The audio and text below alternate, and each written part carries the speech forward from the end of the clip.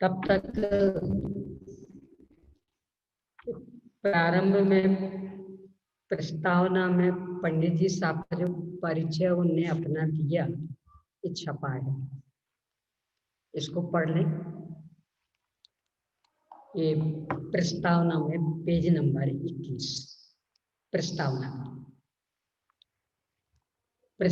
का page number 21, मैं हूं जीवित रब।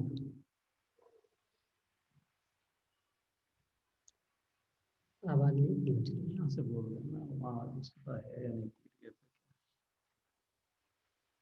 मैं हूँ जीव द्रव्य नित्य चेतना स्वरूप मेरो, लग्यो है अनादित कलंक कर्म मल को, ताहि को पाए लागा भाव भय, अयुग शरीर को मिलाप जैसे कल को, रागादिक भावनी को पाए के निमित्त पुनि, होते कर्म बंध ऐसो है बनाव जैसे कल को। ऐसे ही भ्रमत भयो मानो शरीर जोग, बने तो बने यहाँ हो पावन थल को। रंभापति स्तुति गुण जाको जोगी दास, तो ये मेरो प्राण है धरे प्रगट प्रकाश। मैं आत्म रूप दगल खन, मिली के भयो परस्पर बन, तो असमान जाति परया, जो मानुष नाम कहाय। मात गर्भ में सो पर आय, करके पूर्ण अंग सुभाय, बाहर निकट प्रगट भयो, कुटुंब भय नाम धर्यो। बस करेंगे, बस करेंगे। चलिए मंगलाचरण करेंगे, हाथ जोड़ लीजिए, मंगलाचरण।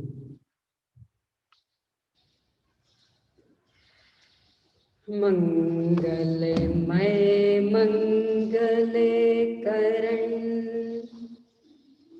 बीते सागे विज्ञान, नमो ताहि जाते भय, अरहंताति महान,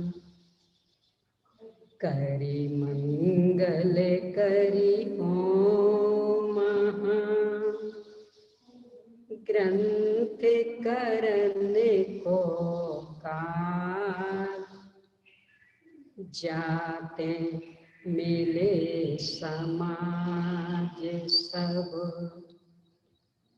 पावे निज पद राज, इसे भव के सवे दुख के, कारण मिथ्या भाव, तिनके सत्ता नाश करे, प्रगटे मोक्ष उपाय।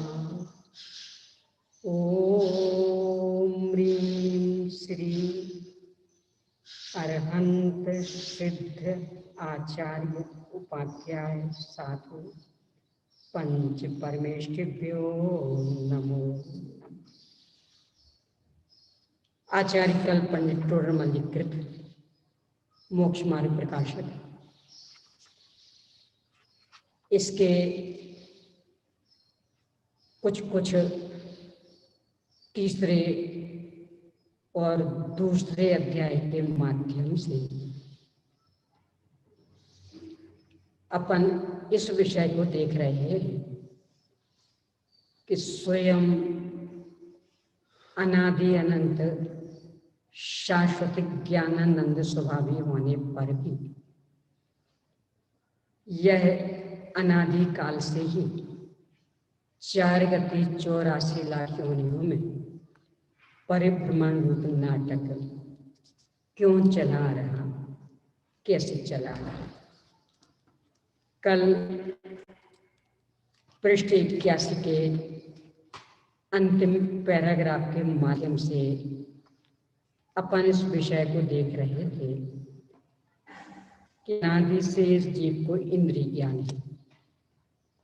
इंद्रिय ज्ञान का विषय मात्र रूपी पदार्थ है, आत्मा रूपी अमूर्तिक है, तो यह तो इंद्रिय ज्ञान के गोचर नहीं है। और चूंकि सभी गुण परिणमनशील और ज्ञान स्वयं पर प्रकाशक होने से इसके अतिरिक्त शेष गुण ज्ञान के परिणमन का अनुकरण करते। तो ज्ञान ने शरीर आदि को जाना, तो श्रद्धा ने इन्हीं को अपना मान लिया, चारित्र इसी में लीन हो गया। इस तरह से ये शरीर आदि पर पदार्थों में अहम बुद्धि चल रही है।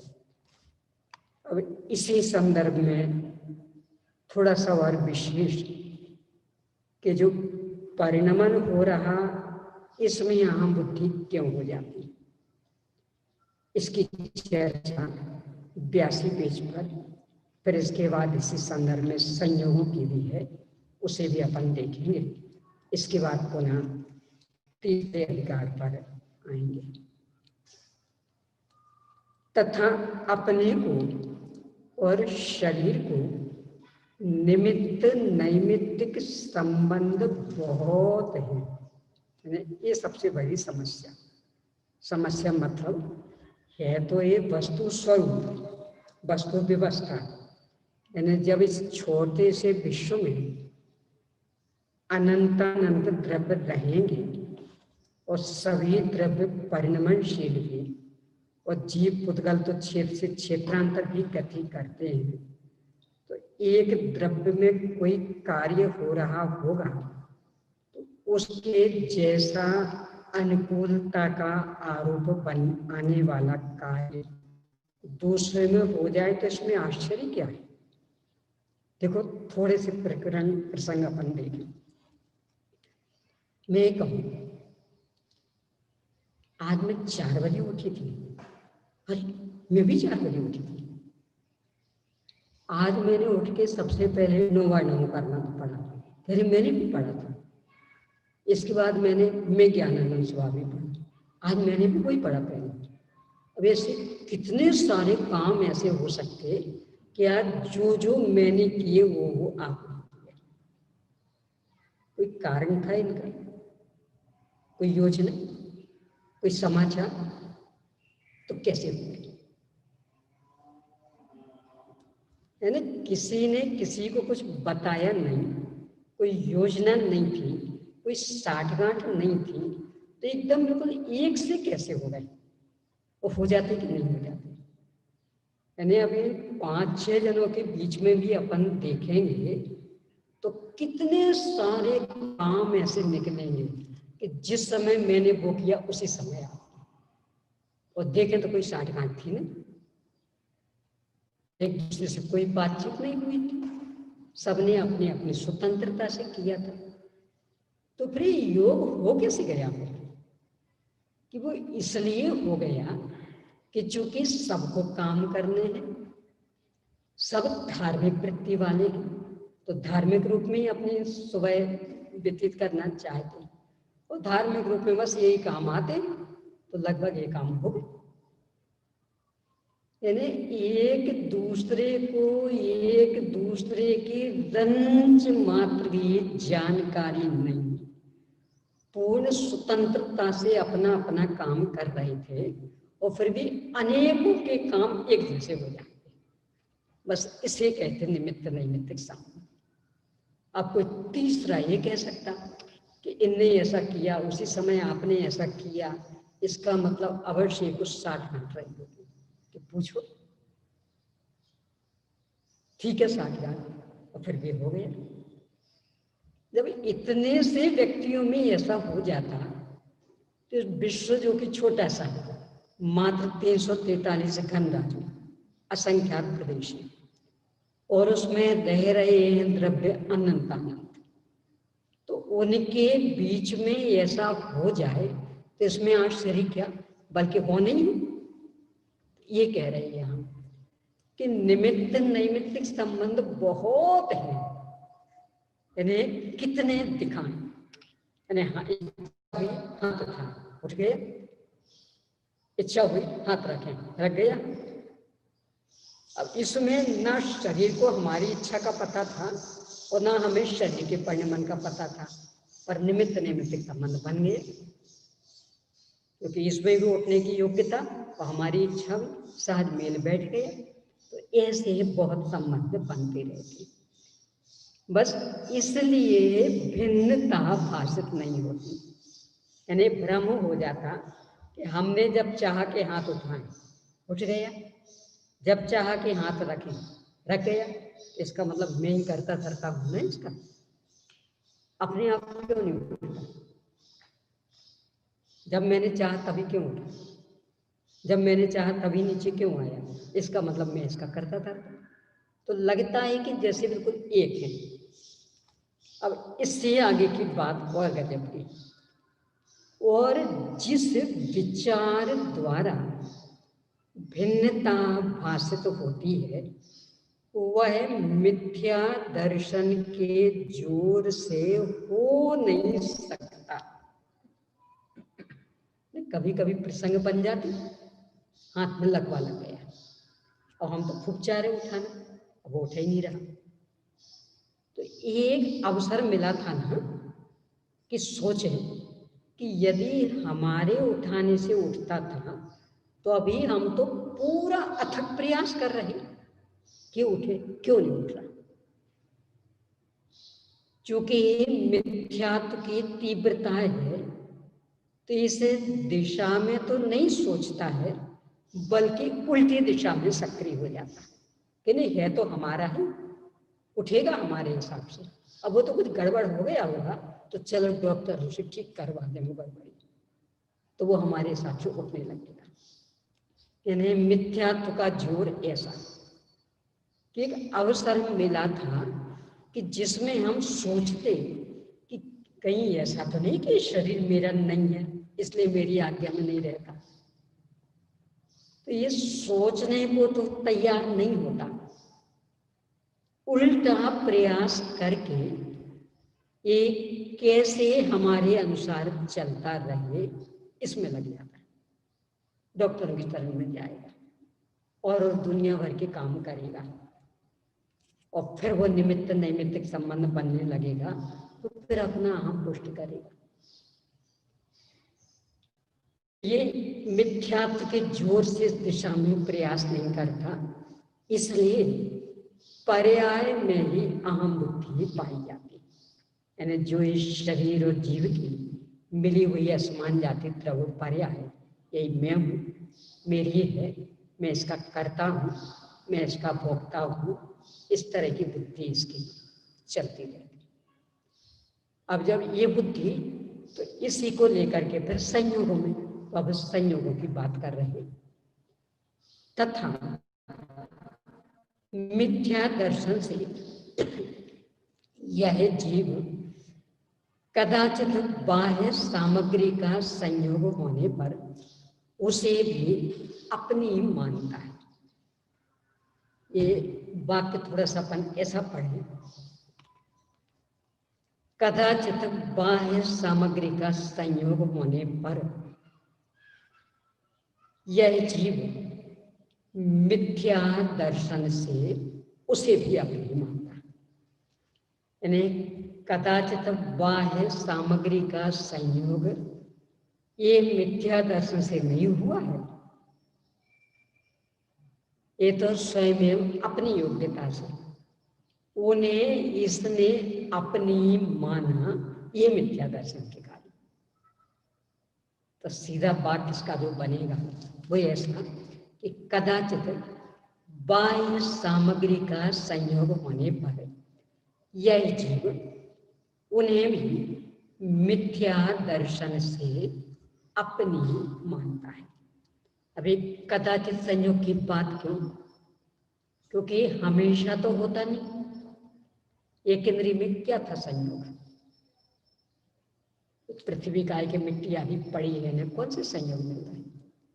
जल है, अग्नि है, वायु है, क्या संयोग मिल रहे हैं?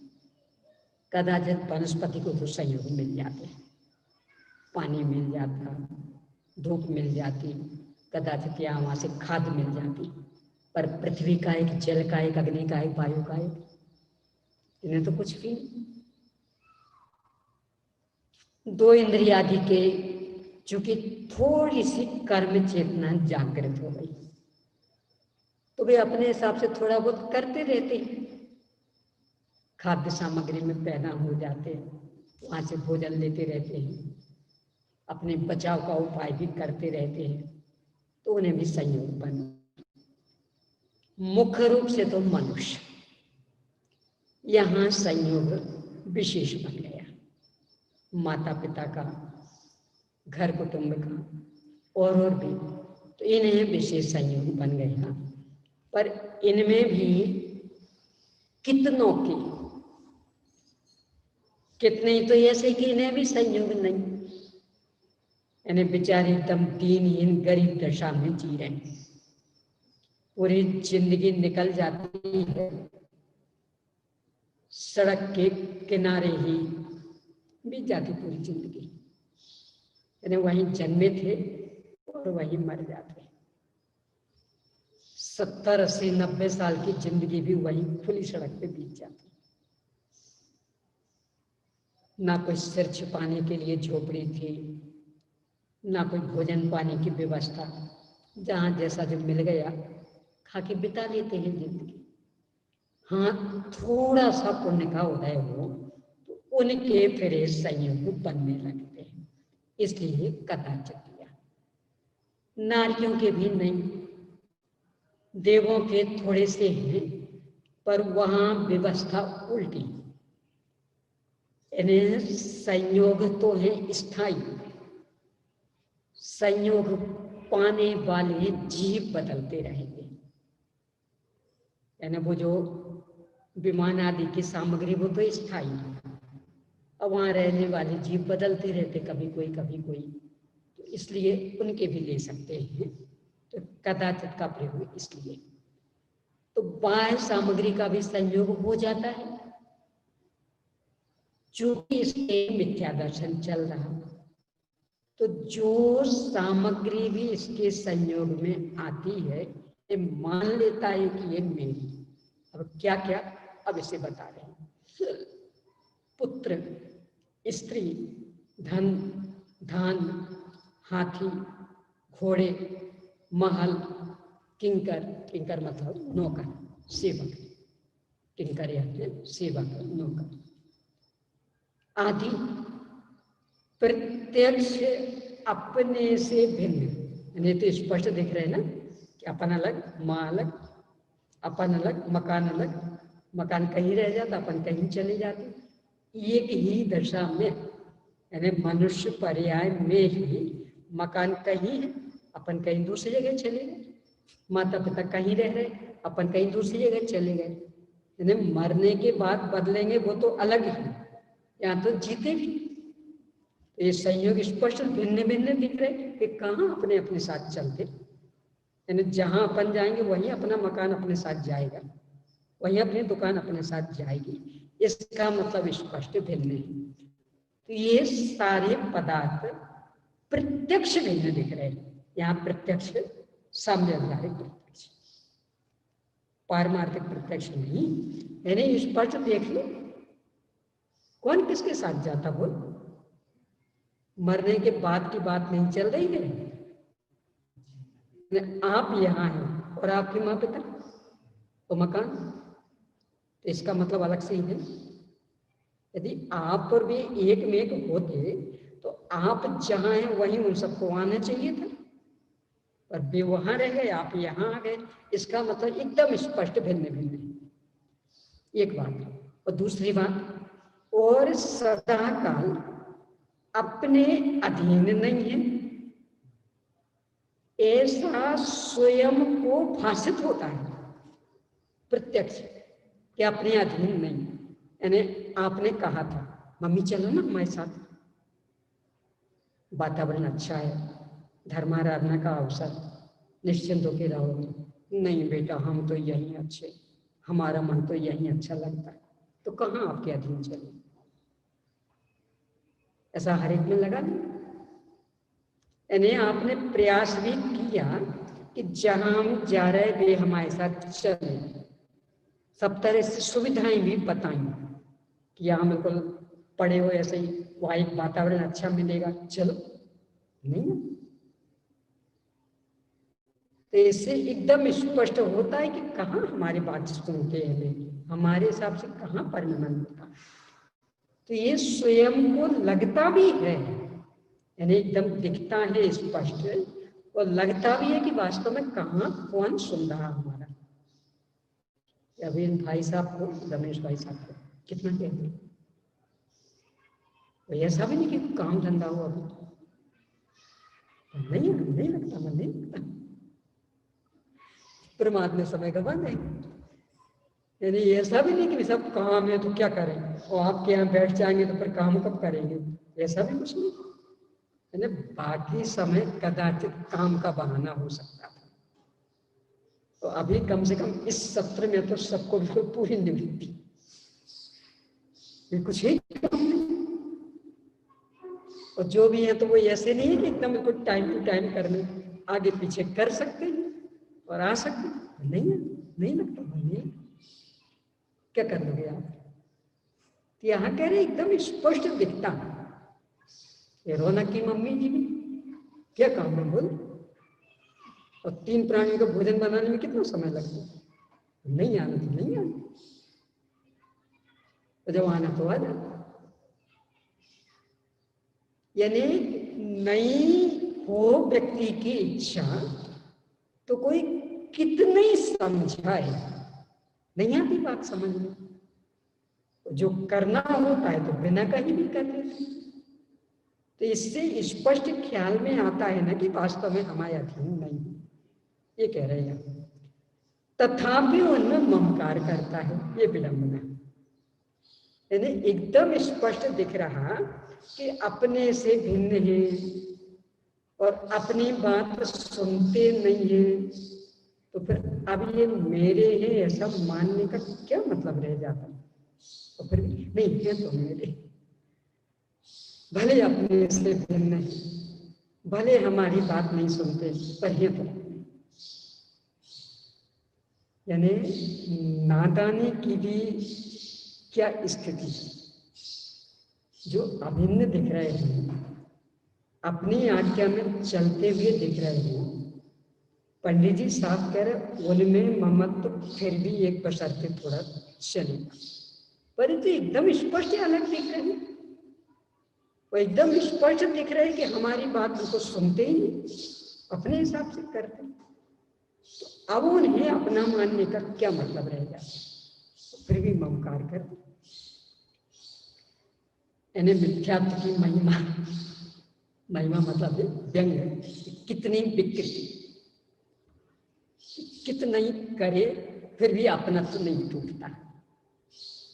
तो एक कहावत है बुंदेलखंडी में, 100 जूते खाए तमाशा कुछ देखे। यानी कुटुंब परिवार वाले कितने कुछ करते रहें,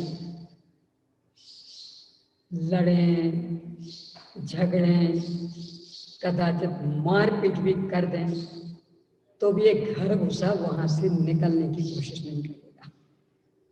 क्यों, ये तो आपने, तो वो तो 10 बर्तन होते हैं तो बज ही जाते हैं कभी ना कभी, तो बज गए, हो गई लड़ाई झगड़ा, पर ये तो आपने, इसलिए रहेंगे तो यही। कभी कभी ऐसे ऐसे प्रसंग देखने को मिल जाते हैं। पत्नी गुजर गई, बुढ़ापा है, बेटे बहू, रोज जब तक 10 बातें नहीं सुना दे बहू, तब तक 2 रोटियां नहीं देती। और रोज का किस्सा है। इन्हें बहू रोज 10 बातें सुनाएगी, अपशब्द कहेगी, तब जैसे तैसे रोटी मिलेगी। अब ऐसे व्यक्ति को भी कहो चलो क्या लिखा यहाँ, पत्नी है नहीं, बेटा भी बोलता नहीं, बहू भी 10 गालियां देती है, तब जैसे तैसे पेट भर रोटी मिलती, चलो वहां आश्रम में आराम से रहना, भोजन करना और धर्म ध्यान करना। हाँ साहब, बात तो आप सही कह रहे, परंतु अपने अपने ही होते हैं। बुढ़ापा है, शरीर उत्तरोत्तर क्षीण होता जा रहा है, वहां सेवा शुश्रूषा कौन करेगा? तो यहाँ कौन कर रहा है कि भले आप ही नहीं कर रहे, पर आखिर अपने हैं तो वो तो करेंगे, खुशी से नहीं करेंगे, रो धो के करेंगे, पर करेंगे। और अपने आंखों देखते ही ऐसे उदाहरण मिलते कि बिल्कुल सेवा शुश्रूषा नहीं हुई और तो भी वहां से हिलने को तैयार है। क्यों? ये तो अपने, वहां अपना कौन है? यहाँ तो सब अपने। रोटियां नहीं मिल रही, पेट नहीं ठीक से भर पा रहा, कोई पूछता नहीं है, जो देखो वो अपमानित करता, और फिर भी है तो अपने, तो अपनत्व नहीं टूटता, ममत्व नहीं टूटता। इन्हें कैसा गजब का संस्कार। अपने यहाँ एक कहानी आती है संदर्भ में, बहुत गजब की, प्रेरणास्पद है, और ये अपन सबकी कहानी, घर घर की कहानी।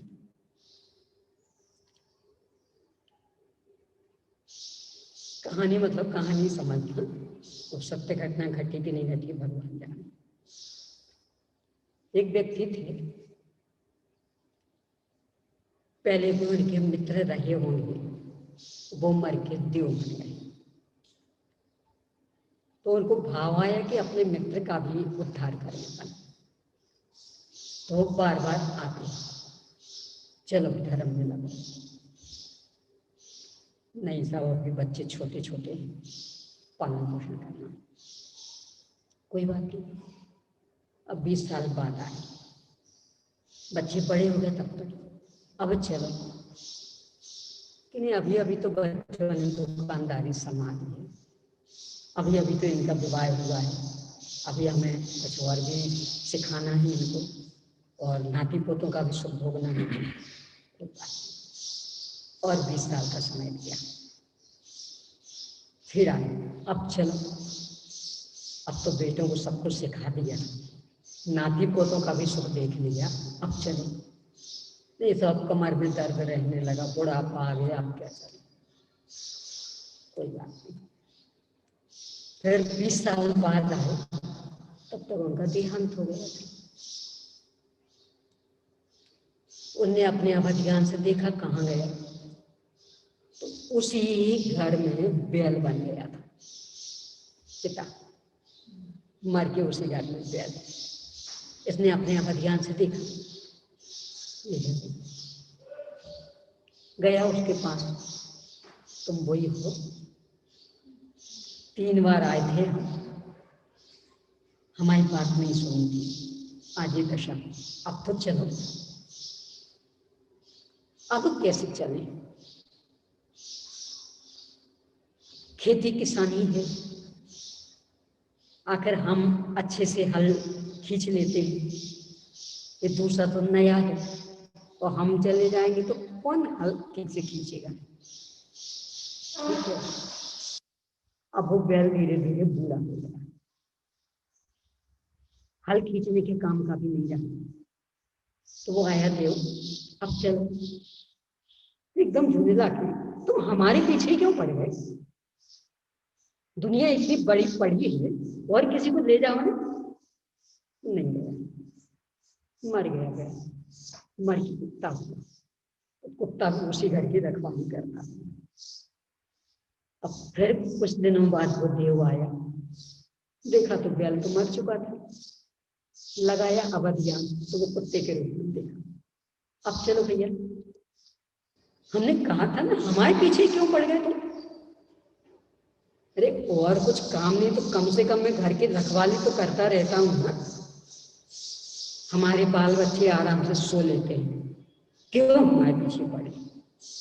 ठीक है, कोई बात नहीं, चला गया। अब वो कुत्ता मर के बकरा बन गया। तो वो बार बार, इसकी अनाज की दुकान थी, खेती किसानी थी, अनाज की दुकान थी, वो बकरा बार बार दुकान में घुसे। और वो बेटा और बेटे का बेटा दोनों डंडे लेके वहां से महाराज जी निकले। उनको भी अवध ज्ञान से पता लग गया था कि क्या है, तो देखा और मुस्कुरा गए। उसको लगा ये क्या बात है, महाराज जी तो कभी मुस्कुराते नहीं, चक्कर क्या है, क्यों मुस्कुराते? महाराज जी के पीछे पीछे वो बोलिए। महाराज जी जंगल में पहुंच के एक आसन पर बैठे, ने पूछा आप मुस्कुराए क्यों? कि अभी परसों जिन पिताजी के नाम पर तुमने विधान किया था ना, वो ये बकरा, वो दिन मनाते ना, तो विधान किया था बहुत ठाट बाट से, क्योंकि योग ऐसा बना था कि दादाजी का और पिताजी का दिन 3 दिन के अंदर से, तारीखें ऐसी पड़ जाती कभी कभी, तो 3 दिन के अंदर से, तो 3 दिन का बहुत भव्य कार्यक्रम किया था। इस दिन हमारे दादाजी गए थे, इस दिन हमारे पिताजी गए थे। तो जिनके नाम का तुमने विधान किया था ना, वो है ये बकरा। इसके नाम का तुम भव्य कार्यक्रम कर रहे हो, और ये कुछ भी थोड़ा सा खाने आता है तो डंडे से भगा रहे। और ये कितनी बार इसे देव समझाने आए, मनुष्य भाव में, बैल भाव में, कुत्ते भाव में, और एक टस से मस्ती, और आज बकरा बन गया और अपने ही बेटों के, अपने ही पोतों के डंडे खा रहा। ये है संसार की हालत। यानी ऐसा घर घुसा, लड़ाई सहता रहेगा, अपशब्द सहता रहेगा, मारपीट सहता रहेगा, अपमान सहता रहेगा। कोई पूरा पड़ोसी थोड़ा सा भी कुछ कहे तो लड़ने को तैयार हो जाए, और बेटे बहू कहते रहते इसको, अरे साहब ये तो अपने सब चलता, पर मोह नहीं तोड़ेगा, राग नहीं तोड़ेगा, फंसा रहेगा वो।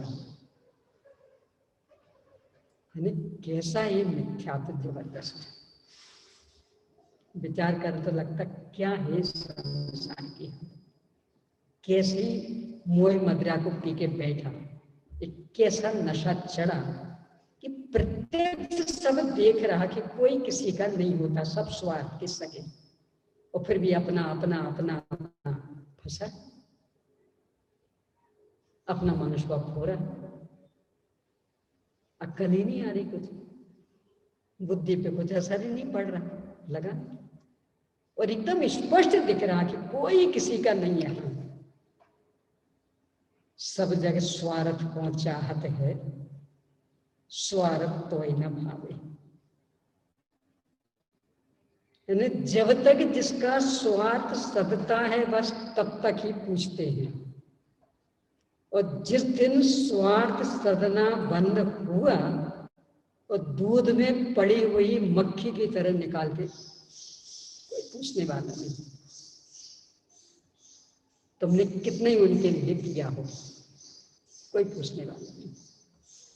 स्पष्ट दिख रहा, और ये भी स्पष्ट दिखता कि नियम से संयोग छूटेंगे हर कीमत पर, इसे घर से निकलना पड़ेगा,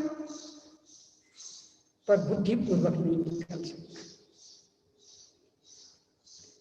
आत्मानुशासन में गुणवंत स्वामी ने थोड़ा सा संकेत दिया, उसका विश्लेषण आचार्य कल पंडित टोडरमल्ली साहब ने किया। उसका थोड़ा सा और निकाल के उसको यहाँ में लिख दिया। वे ऐसा लिखते हैं कि देखो तो इसकी मूर्खता, इसकी ये मोह का नशा। स्पष्ट दिखता कि हर कीमत पर जाना पड़ेगा, तो भी खड़े खड़े नहीं निकलेगा, घर से खड़े खड़े नहीं निकलेगा। इसलिए फिर लोग आड़ा करके निकालते हैं। आरती को कैसे निकालते हैं? तो क्यों निकाल रहे वैसे? कि सब कुछ जानते समझते भी खड़े खड़े निकलने का भाव नहीं था। कोई बात नहीं बेटा, निकलना तो पड़ेगा। अब खड़े खड़े नहीं निकले तो आड़ा करके निकालेंगे। अब और आगे मतलब पूरा वो दृश्य सुनने की चाह कि कई बार एक काम से निकल जाता था पर फिर आ जाता था, स्थायी नहीं निकलता था। तो इसलिए अब रस्सी से अच्छे से कस के अब देखते बेटा कैसे आता द्वारा, अच्छे से कस के निकाला। उल्टे पैर, अर्थी को उल्टे पैरों से निकालते, यानी घर की ओर पैर नहीं रखते, पैर बांध के। क्यों? इसको लौट के आने की बहुत आदत थी। अब वहां जाके वहां भी उल्टे पैर रख करके ही जलाएंगे, इसकी बहुत मुठेव। और फिर सिर फोड़ेंगे। क्यों? ये सारे काम इस तरह करवाता था, घर घुसा बना दिया था। अब वो राख भी समेट के फेंकेंगे। क्यों? क्योंकि नहीं तो राख भी उड़ के वो घर की ओर ही जाएगी, कुटे में, तो राख भी समेट करके।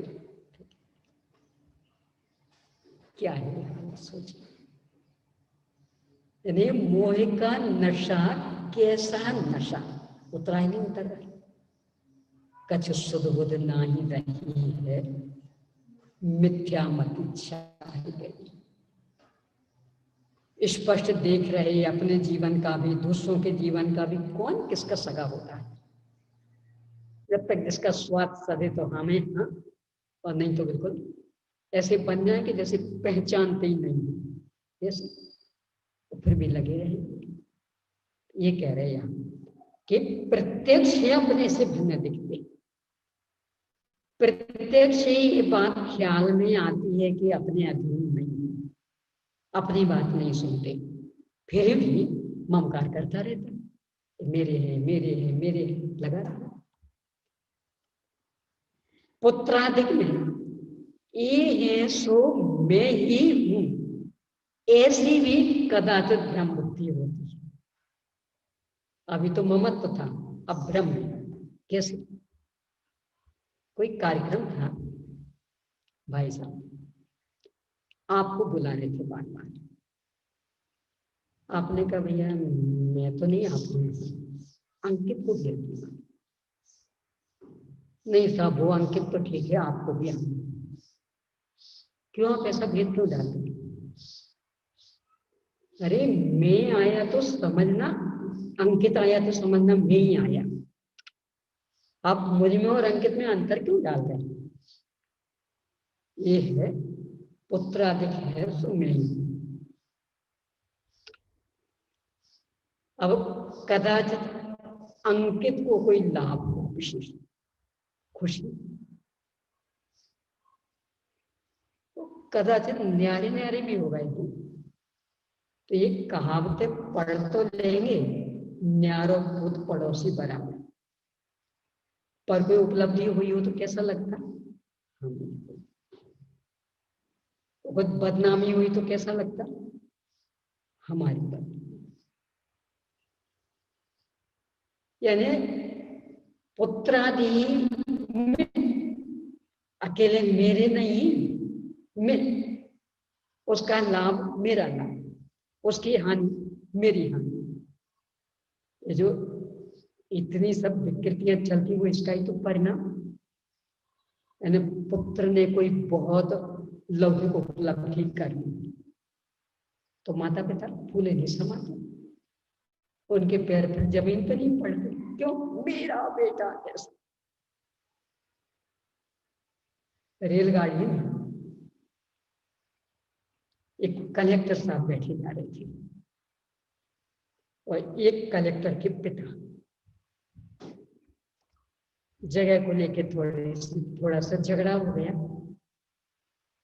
तो कलेक्टर बोला, तो किससे बात कर रहा पता है? मैं कलेक्टर हूं।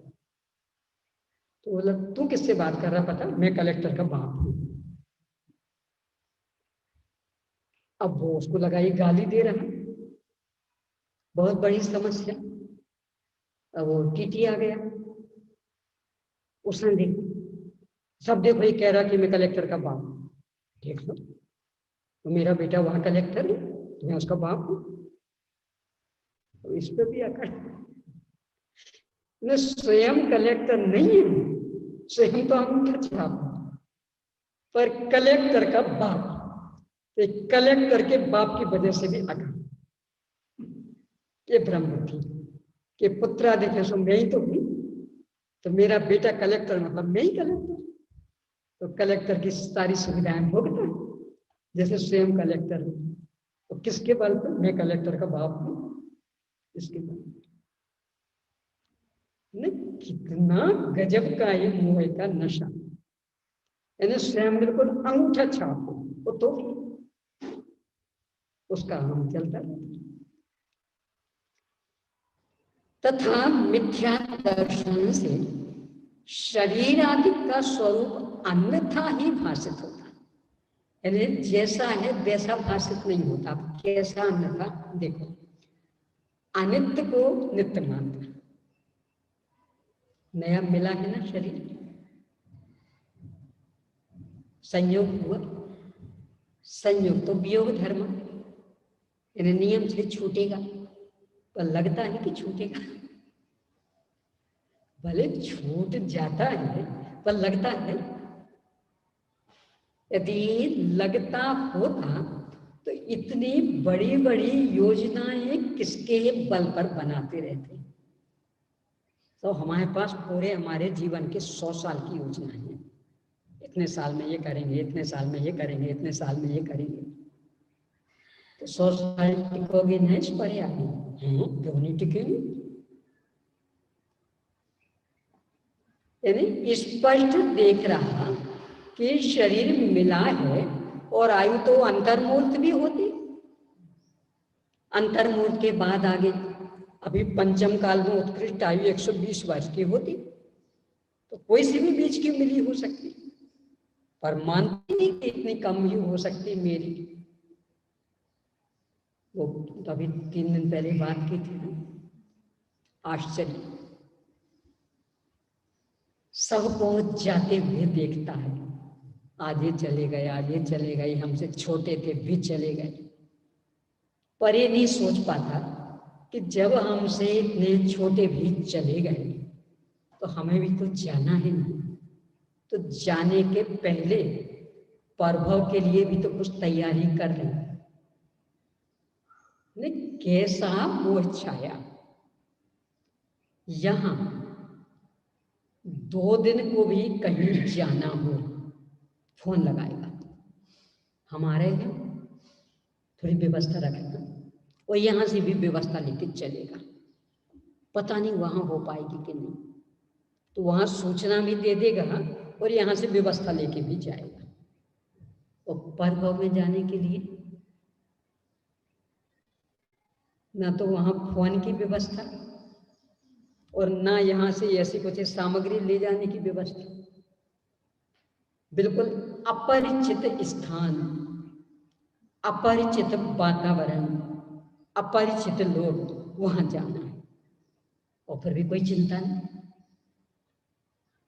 यानी जो चीजें ले जा सकते उसकी तैयारी नहीं करेगा।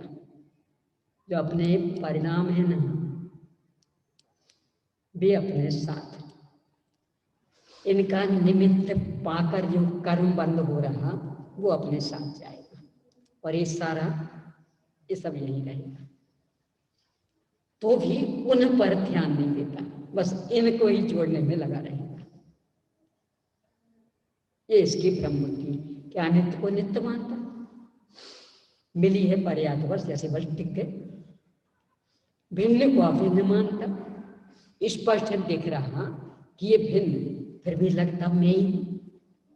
दुख के कारण को सुख का कारण मानता, यानी शरीर से भी अपनत्व, घर कुटुंब आदि के प्रति ममत्व स्पष्ट महसूस करता कि हम बस इस कारण दुखी, और तो भी नहीं, यही तो जीवन का मजा है। तुम्हारे जैसे रूखी रूखी जिंदगी क्या मजा, ना कोई आगे ना कोई पीछे। हमारा देखो भरा पूरा परिवार, सब आगे पीछे चक्कर लगाते, यही तो जिंदगी का मजा है। तो फिर रो क्यों रहे? कह रहे वो तो कभी कभी खटपट हो जाती है, बाकी तो मजा है। तो दुख के कारण को सुख का कारण मानता रहता, दुख को सुख मानता, यानी स्पष्ट आकुलता भोगता, वो मजा मानता।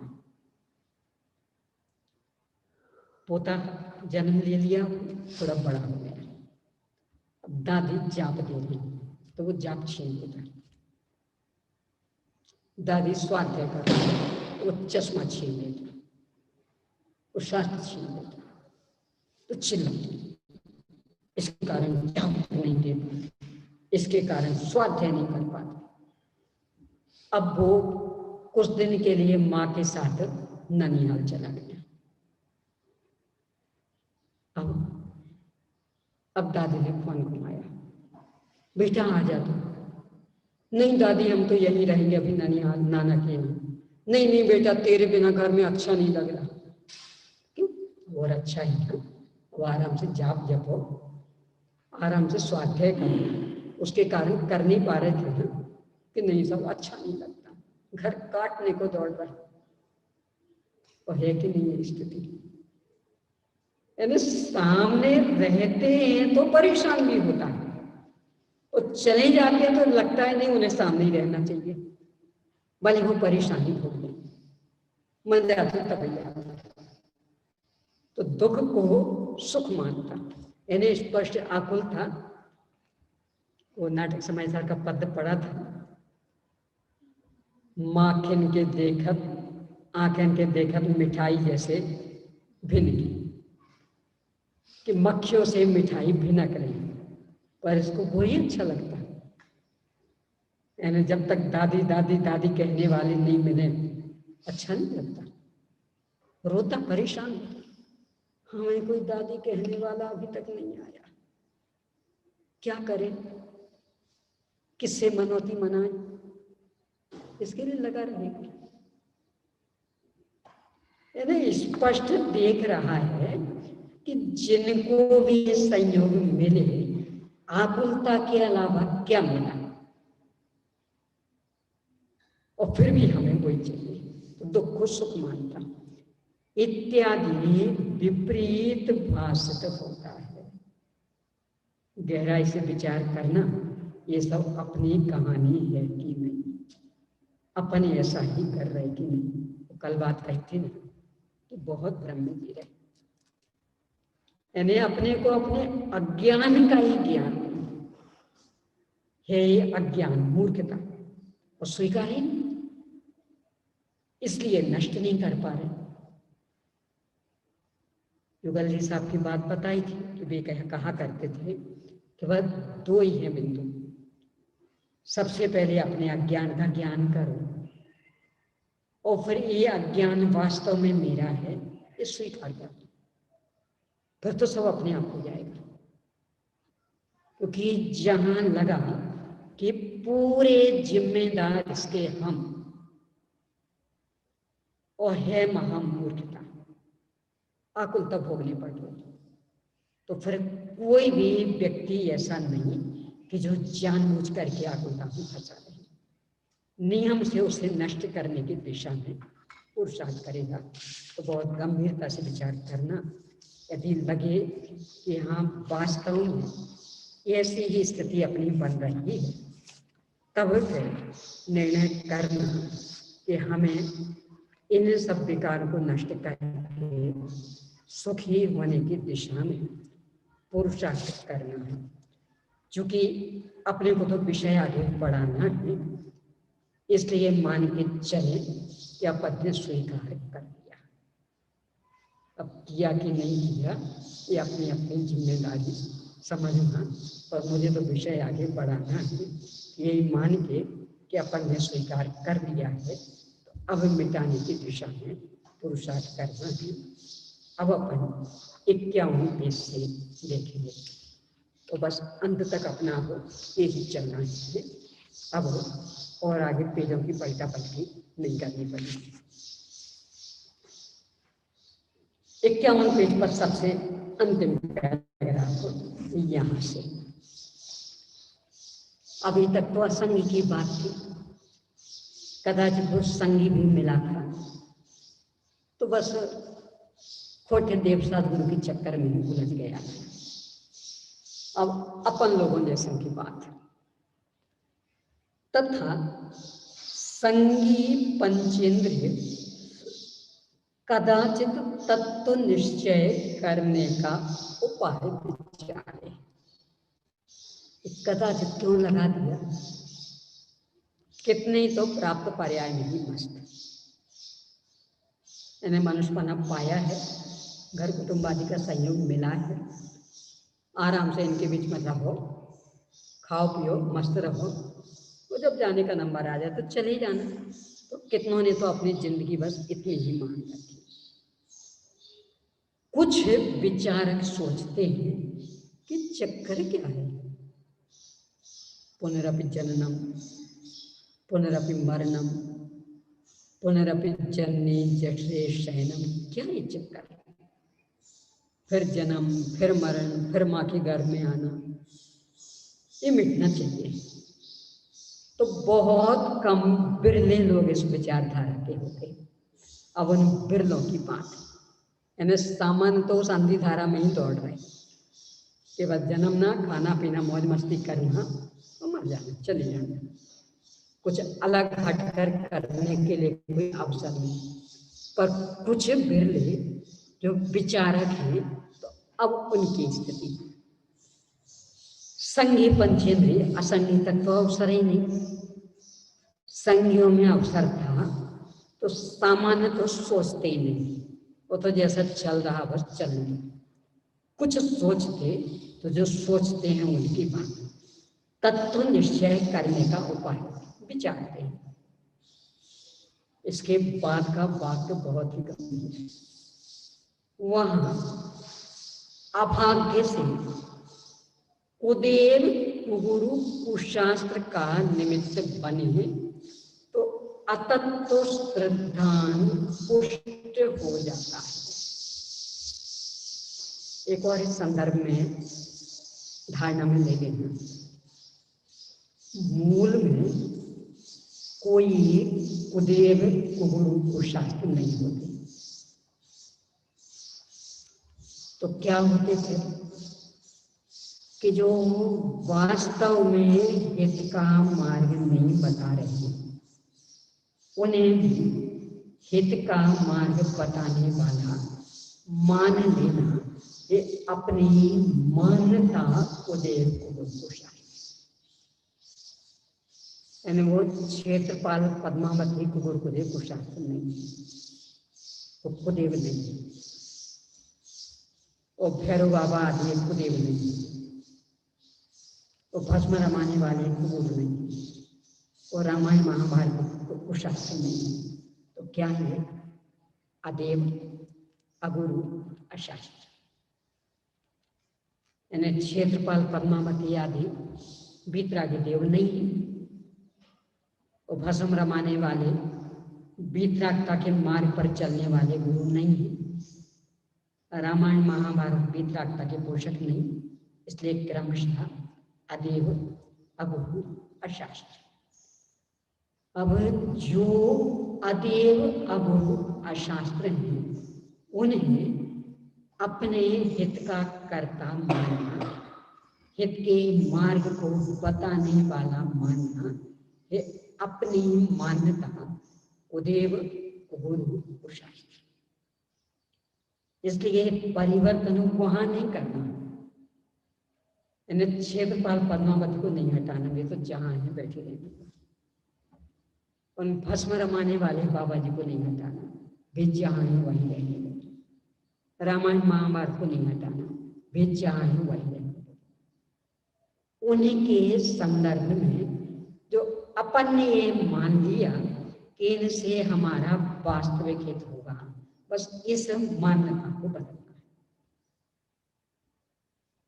है। यहाँ कह रहे कदाचित ऐसी मान्यता हो जाए तो अभाग्य समझना। तो इससे होता क्या कि इनका निमित्त बने तो अतत्व श्रद्धान पुष्ट हो जाता है। क्या मतलब? देखो ऐसा नहीं, दुखी सैनी पंचे नहीं विचार तो मन में आया सुखी तो होना चाहिए हमें, तो चलो सुखी होने के लिए कुछ काम करें। तो अपन गए अधिकों के पास, अगुणों के पास, अशार्थों की शरण। उन्हें बताया कि बराबर दुकान नहीं चलती तो दुखी तो रहोगे, ये ले जाओ तिजोरी में रख देना, दुकान चलने लगी, सुखी हो जाओ। शरीर बीमारियों से ग्रसित है तो दुखी तो रहोगे, ये ले जाओ, ये दवा खाना और ये ताबीज पहन लेना, सुखी हो जाओ। यानी जो जो भी संयोग अपने चारों ओर दिख रहे उनमें कुछ भी गड़बड़ी, इन सबको उन्हें दुख का कारण बताया और उस गड़बड़ी को ठीक करने का उपाय बताया। अपन ने वो स्वीकार कर लिया। इसके लिए यहाँ कह रहे अतत्व श्रद्धान पुष्ट हो, यानी ये तो हम पहले से ही मान रहे थे कि परिस्थितियां दुख की कारण, और उनने भी इसको ही पुष्ट कर दिया। हम इस बीमारी से परेशान, उनने यही बात पुष्ट कर दी। हम गरीबी से परेशान, उनने इसकी हमें ला दी।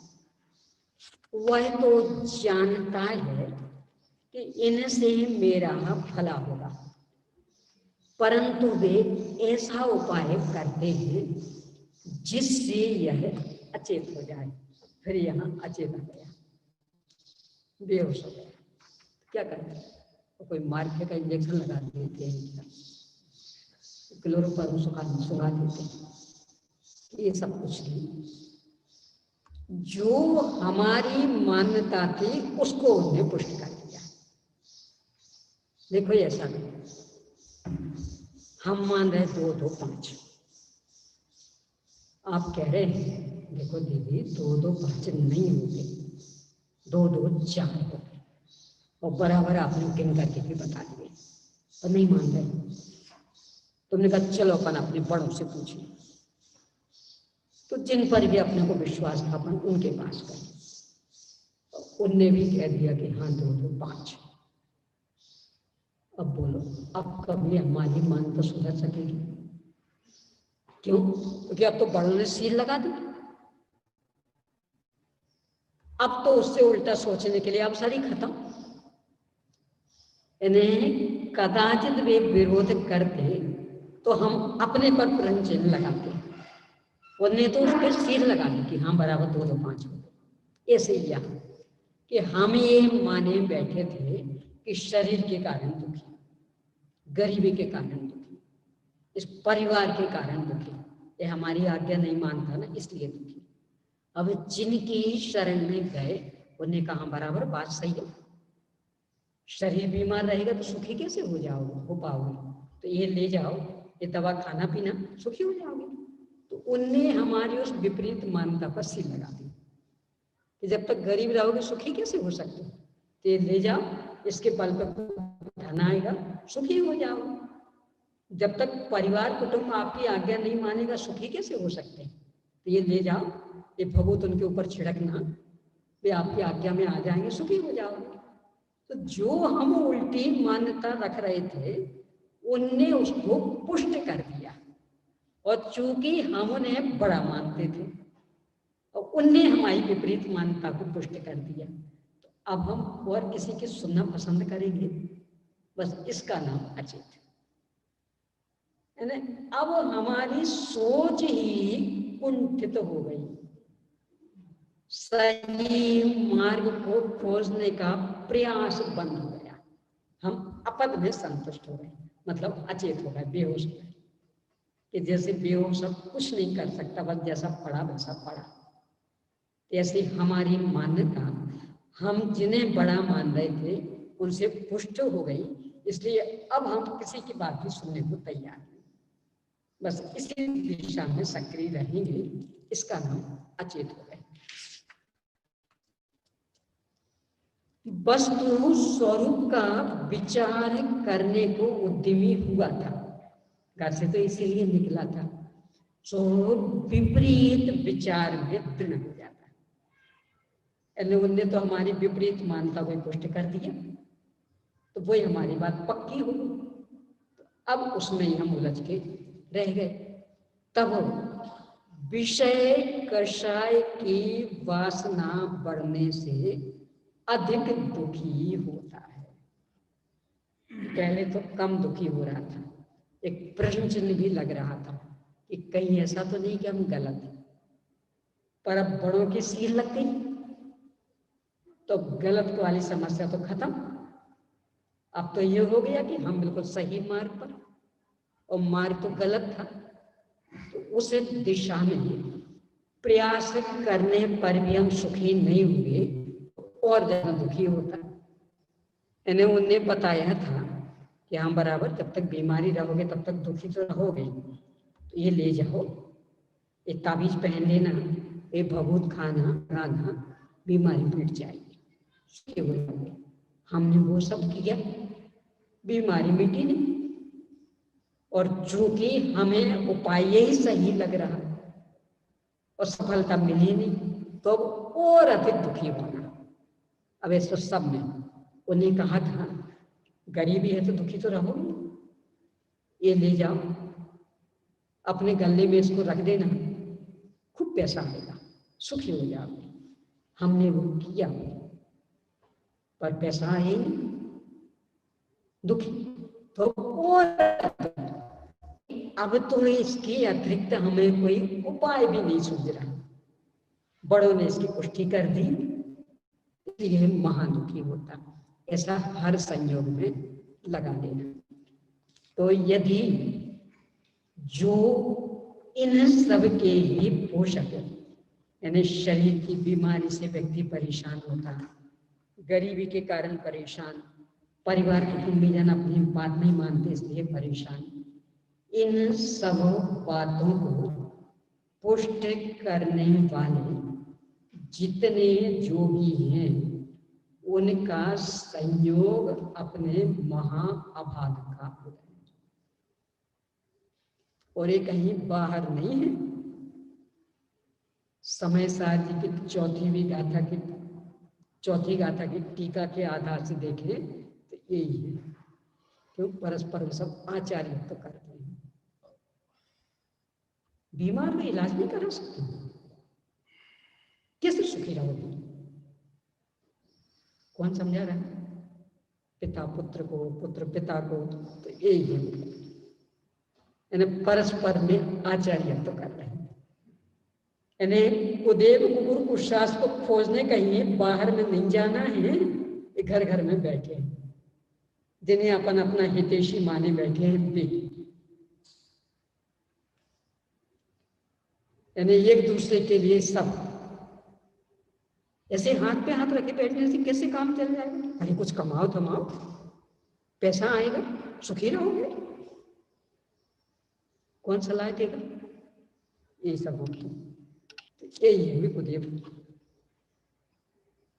यानी जो हम मान रहे हैं उसको पुष्ट करने वाले हमारे ही परिवारजन, हमारे ही हितैषी जन, और उन्हें हितैषी कहें कि क्या कहें सोच लें, परिणाम निकलता है और महादुखी हो जाते हैं। ये हुआ।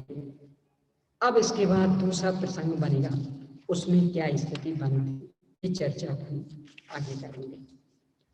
चलिए प्रश्न कीजिए।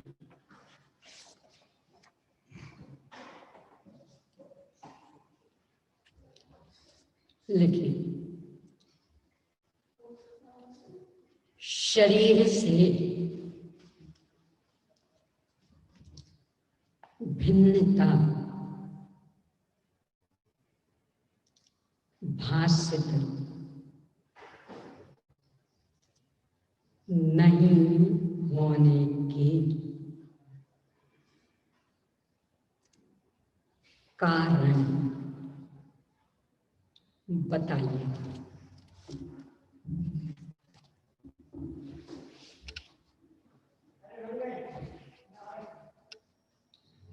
अगला,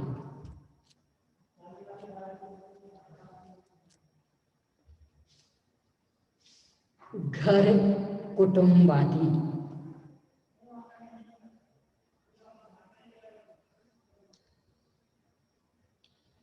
वास्तव में कैसे हैं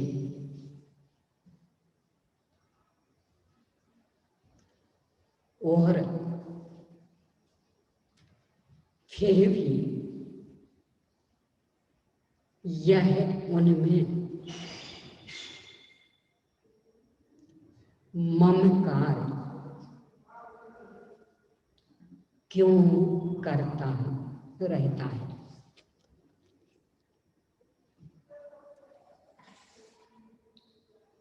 अगला,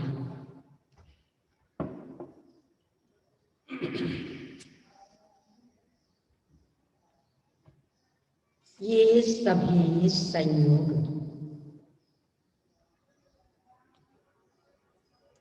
इसे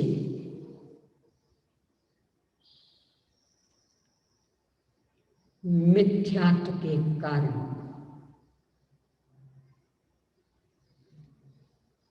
किस प्रकार के भाषित होते रहते हैं।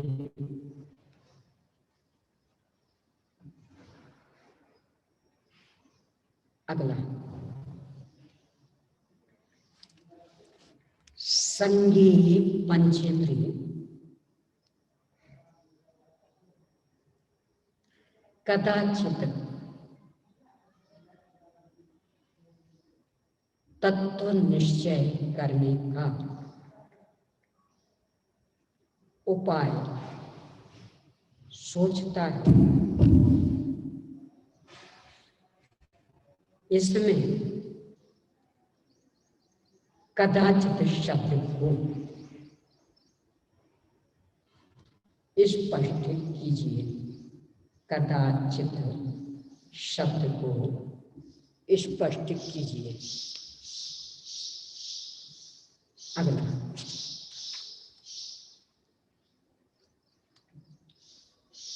अपने अतत्व श्रद्धान को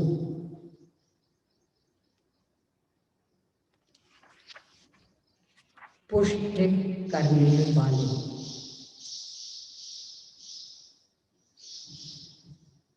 कौन कौन है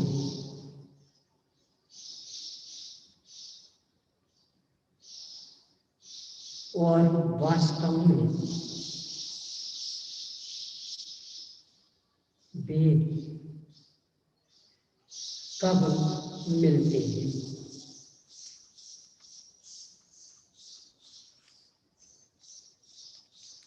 अगला,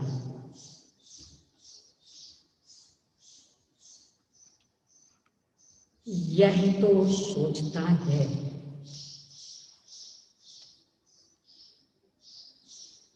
कि इनसे मेरा भला होगा,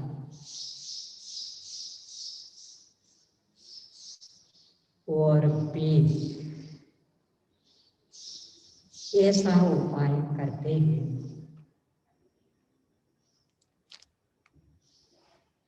जिससे यह अचेत हो जाता है।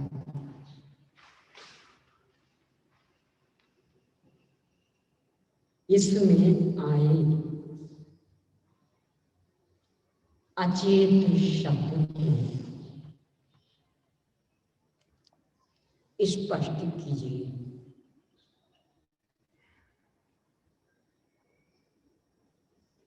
अगला, इस प्रकार के प्रयास से